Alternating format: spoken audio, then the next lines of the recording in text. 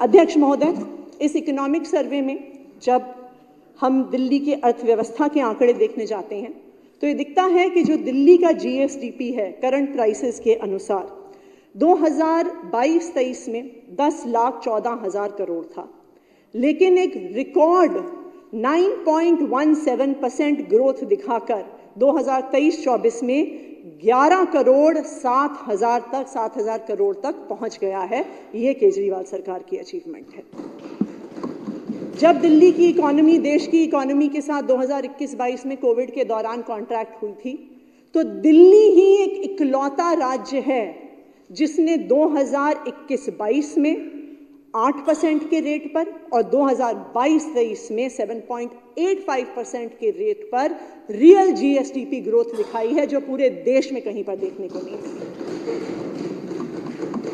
अध्यक्ष महोदय, दिल्ली में देश की 1.5% आबादी रहती है, लेकिन सिर्फ 1.5% आबादी होने के बावजूद दिल्ली का देश के जीडीपी में 4% की हिस्सेदारी है।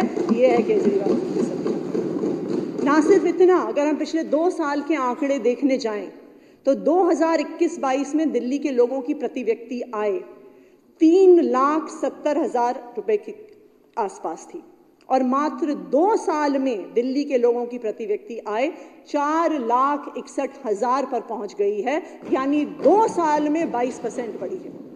ये जो प्रति व्यक्ति आय है, ना सिर्फ ये इसने एक रिकॉर्ड ग्रोथ देखा है, पर दिल्ली के लोगों की प्रति व्यक्ति आय देश की प्रति व्यक्ति आय से 2 सबसे बड़ी समस्याएं हैं, वो है महंगाई और बेरोजगारी।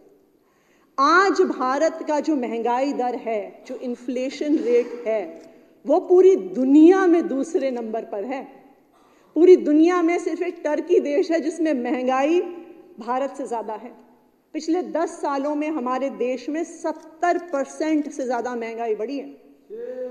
हर आम इंसान को पता है कि 2014 से लेके आज तक, 2014 में गैस सिलेंडर 300 रुपए का होता था, आज 1200 रुपए पर पहुंच गया है। पेट्रोल का दाम 72 रुपए से 100 रुपए पर पहुंच गया है। डीजल का दाम 55 रुपए से 90 रुपए पर पहुंच गया है। देश में महंगाई का दर 2023 में 5.65% था, जो मुझे लगता है कि पिछले देश के 75 साल के इतिहास में शायद इतना महंगाई दर नहीं रहा।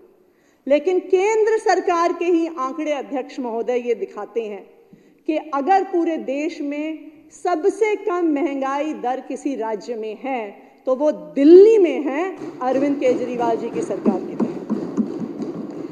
जब केंद्र सरकार का जनवरी से दिसंबर 2023 से महंगाई दर 5.65% था, दिल्ली का महंगाई दर उसका आधा, मात्र 2.81% था। पूरे देश में सबसे कम महंगाई दर। दूसरी देश की सबसे बड़ी समस्या, अध्यक्ष महोदय, है बेरोजगारी। बेरोजगारी पिछले कई सालों से अपनी चरम पर है। अगर आप नेशनल लेवल का अनएम्प्लॉयमेंट का डेटा देखें तो 5.65% अनएम्प्लॉयमेंट आज देश में है। अगर युवाओं का ये आंकड़ा देखने जाएं तो वो और भी भयावह है कि आज हमारे देश में 25% युवा बेरोजगार हैं। और अगर आप ग्रेजुएट्स का आंकड़ा देखने जाइए तो वो उससे भी बदतर है कि आज हमारे देश में 42% ग्रेजुएट बेरोजगार हैं। लेकिन दिल्ली की सरकार, अरविंद केजरीवाल की सरकार ने ना सिर्फ दिल्ली में लोगों को रोजगार दिलाया, पर दिल्ली में बिजनेस अपॉर्चुनिटीज भी बढ़ाई, जिसकी वजह से एम्प्लॉयमेंट अपॉर्चुनिटीज बढ़ी हैं। दिल्ली में 2020-21 में अनएम्प्लॉयमेंट रेट, बेरोजगारी का दर 6.3% था, लेकिन पिछले 2 सालों में कोविड के बाद फिर से इकोनॉमी को जो फिलिप देने का, बूस्ट देने का प्रयास हमारी सरकार ने किया है। 2021 के 6.3% अनएम्प्लॉयमेंट रेट से 2022-23 में यह आंकड़ा मात्र 1.9% पर आ गया है। अगर आप ये वीडियो YouTube पर देख रहे हैं तो हमारे चैनल को सब्सक्राइब करें और बेल आइकन को दबाना ना भूलें। अगर आप Facebook पर ये वीडियो देख रहे हैं तो हमारे पेज को लाइक करें।